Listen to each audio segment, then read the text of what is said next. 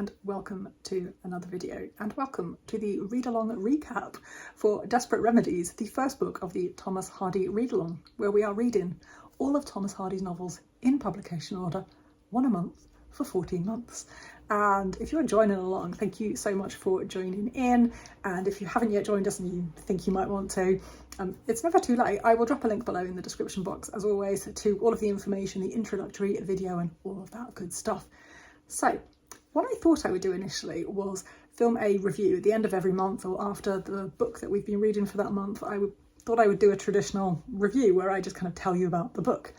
But then I thought, well, I've kind of already told you a little bit about the book in the introductory video, which is kind of a new thing for this time round in the read-along. I have done this before, this read-along, because I'm clearly slightly crazy, but I love Thomas Hardy. But yeah, I've done these introductory videos where I kind of don't spoil the book at all. So you can go and watch those if you want. But I just kind of give you a little bit of an introduction to it. And I don't want to do a video review where I give spoilers, because we've already done lots of spoiler discussion outside of YouTube. So I kind of thought that I would do something slightly different. So let me know what you think of this format, but it's just going to be a kind of recap of the reading experience that we have all had in the last month whilst we've been reading Desperate Remedies. So I'm going to start with a very, very kind of quick summary of the book. It's Hardy's first novel. It's very unlike his other novels in terms of plot, in that there is a lot of plot and it's very, very plot heavy, and it's a sensation novel. Everything happens. He threw absolutely every plot point at this book, but there are really, really great, strong characters as well. And if you want more of an introduction, there is a link below in the description box to the whole introduction video where you can get it. So that's a kind of general overview of this book that we're talking about. Lots of things happen. So my experience reading it is that this was the second time that I had read this book. I read it for the read-along as well last time, and I really like it. Like, it's very unlike any other Thomas Hardy, but as a novel, I actually really, really enjoy it. I think I generally prefer fiction that is more character-driven than plot-driven. And I know that's a term that we tend to use about books, but I think with Hardy, you need another category as well. And you need something that's place-driven, if that makes sense. So something that is driven by place. I think some of his novels, and we'll get to those throughout the read-along, some of his novels, I think, the place is actually a character in itself. And I think that's kind of what you have with Thomas Hardy novels. Now, obviously, that doesn't mean if a book is very plot-heavy, like Desperate Remedies, that it's not got characters in as well. They're just not the driving force behind the story. And there's very little sense of place, I think, in Desperate Remedies. You might disagree and let me know, but I don't think there's a really strong sense of place, not like Hardy's other novels, but it's very, very plot heavy and plot driven. It does have really, really great characters. They're not the driving force, but they're very vivid and very realistic, whilst also being sometimes slightly far-fetched, which is really kind of, it's really odd that he managed to do that, but they are very, I think, realistic characters and quite vivid. And I remember Cytherea very strongly, and Manston as well. I mean, he's a character. Didn't like him, but really, really quite vivid and really interesting. I also found it, unlike most Hardy novels, most but not all, I found it comedic. Like, at times I thought it was really funny. I don't think it was intentional funniness. There are some Hardy novels that there are intentional funny scenes, and I don't think that Desperate Remedies is intentionally funny, but I just think there's lots of kind of situational comedy, lots of things that you could, if you visualise as you're reading, if you think in a very kind of visual movie-like way when you're reading a story, there are lots of scenes that just have great comedic value to them, whilst also being quite stressful at times. And slightly kind of nerve-wracking, but it does have this great comedic value, which I don't think I was expecting the first time I read it, and I'd kind of completely forgotten actually. And a lot of it I just found actually quite hilarious. So next I thought that what I would do is talk about what you thought. Now, obviously, if you're not taking part on the Discord, or if you haven't messaged me separately, there's different ways to contact me in the description box below, whether that's via Patreon, the free Patreon, or Discord, or email, or Instagram, or anything like that. And not everyone likes all platforms. Some people have a preference, so there's all of those different ways. If you haven't yet commented or joined in, you can comment on this video. We can have a discussion about what you thought of the book. But over on Discord, there were quite a few really great comments, and I haven't actually asked anyone's permission to use their name for anything, so I'm going to anonymise all of this and just kind of generally give you a sense of what people thought throughout the month and pulled out a few kind of great comments.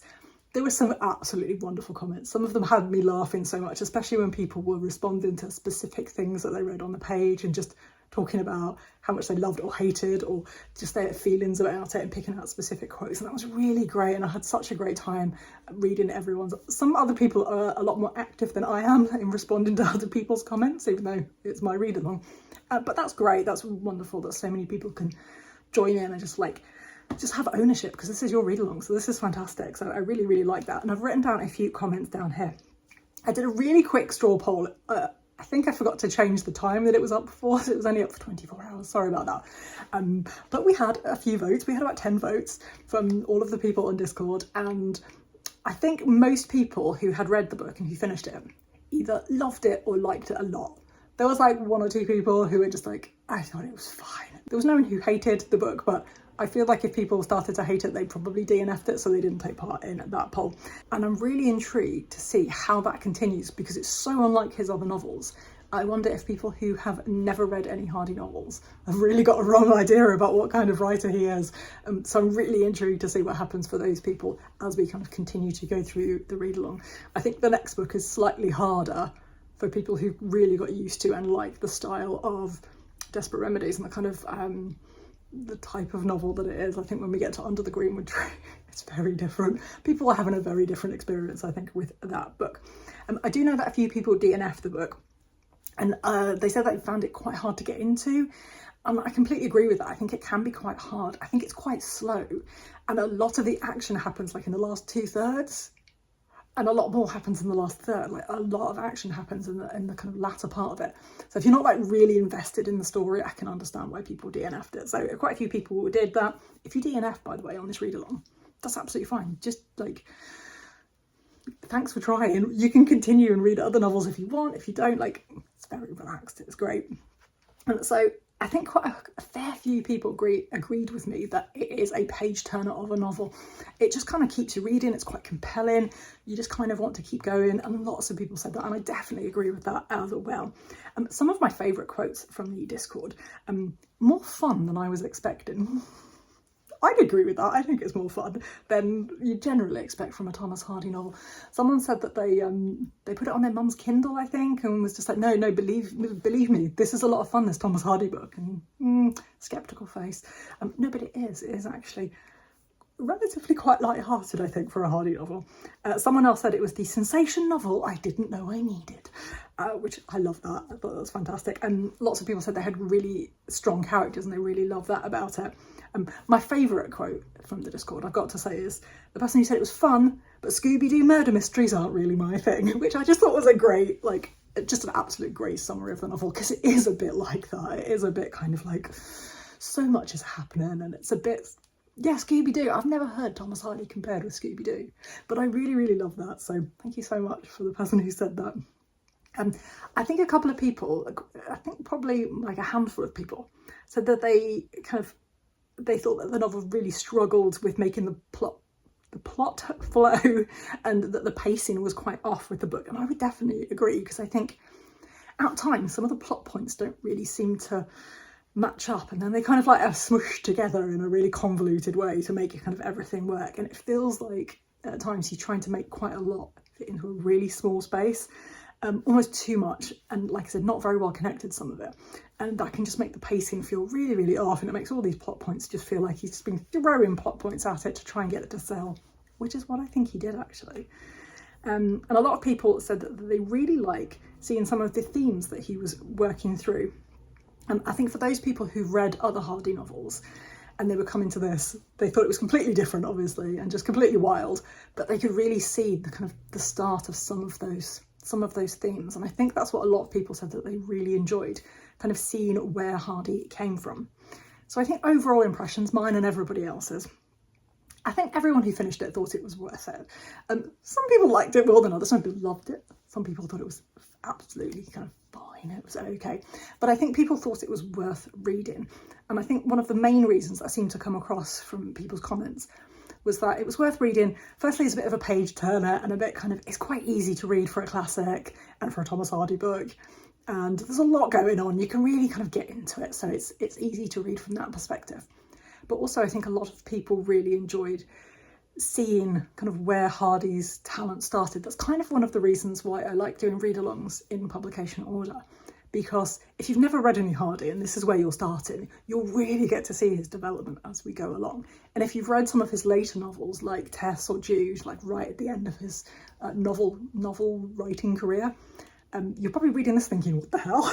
Like how did he get from this to those novels? So I think it's really, really interesting to see that development and to see those themes coming out. He's kind of like playing with different ideas that he kind of really takes to fruition in his later novels.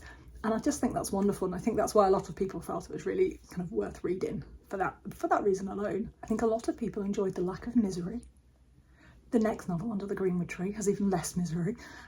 But I think a lot of people expect Thomas Hardy to be pure misery. And certainly Desperate Remedies has very little and Under the Greenwood Tree has none. Just really soak up that lack of misery and store it, because you're going to need it for all the rest of the novels.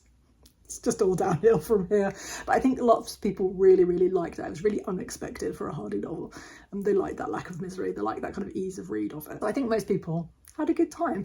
And that's really, really a wonderful way to start this read along. So I just really wanted to thank everyone who is taking part, everyone who is reading along with us. Like I've said already, if you want to join in and you haven't yet read Desperate Remedies, it's not too late. The Discord is still there. You can still join in. You can still go and see people's comments once you've read, and you can leave me comments and I will still probably reply.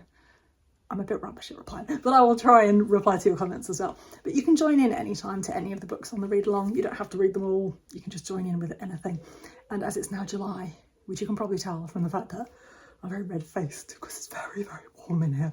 But it's July, so we are now reading Under the Greenwood Tree, and there will be a link in the description box below to the introduction video for that as well. Links to everything, contact details for everything, all below as well.